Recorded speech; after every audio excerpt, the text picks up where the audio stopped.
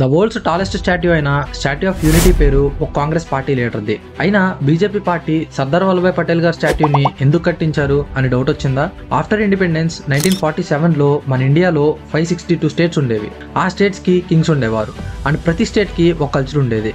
Britishers తో పాటు చాలా మంది అన్ని స్టేట్స్ ని కాంప్రమైజ్ చేసి ఇండియన్ యూనియన్ లో కలపడం అసాధ్యమని అనుకున్నారు. కానీ ఇండియన్ ఫస్ట్ హోమ్ మినిస్టర్ గా బాధ్యతలు చేపట్టిన సర్దార్ వల్లభాయ్ పటేల్ గారు దానిని సాధ్యం చేసి ఇండియన్ యూనియన్ ని ఫామ్ చేశారు. సో ఆయన పేరు మీద స్టాట్యూ ఆఫ్ యూనిటీని నిర్మించారు మోడీజీ. సో ఇప్పుడు గుజరాత్ లో ఎందుకు కట్టారంటే పటేల్ జీ హోమ్ టౌన్ గుజరాత్, అందుకే గుజరాత్ లో స్టాట్యూని నిర్మించారు. మరి ఈయన ఫస్ట్ ప్రైమ్ మినిస్టర్ అవ్వాల్సిన వారు, కానీ గాంధీ వల్ల అవ్వలేదు. Congress party almost 54 years rule చేసింది. కానీ రాజీవ్ గాంధీ గారి పేరు మీద, మహాత్మా గాంధీ పేరు మీద, నెహ్రూ గారి పేరు మీద, ఇందిరాగాంధీ గారి పేరు మీద పార్క్స్ అండ్ స్టేడియంస్ కట్టించుకున్నారు. కానీ అదే పార్టీకి సేవ చేసి ఇండియాని కలపడంలో ఎంతో కృషి చేసిన సర్దార్ వల్లభాయ్ పటేల్ గారి పేరు దేనికి పెట్టలేదు. ఎందుకు ఈ రోజు మనం ఇలా ఉంటున్నాం, ఇంత ఫ్రీగా స్టేట్ టు స్టేట్ ఈజీగా తిరుగుతున్నామంటే దానికి కారణం సర్దార్ వల్లభాయ్ పటేల్ గారు. ఈ రోజు ఆయన డెత్ యానివర్సరీ, అందుకే ఆయన్ని గుర్తు చేసుకుంటూ ఈ చిన్న వీడియో చేయాలనిపించింది. కాంగ్రెస్ పార్టీ కూలిపోతున్న సమయంలో పార్టీకి అండగా నిలిచి పార్టీని నిలబెట్టి పీఎం పదవి కూడా ఆశించని కుమారస్వామి కామరాజ్ని ఏం చేశారు?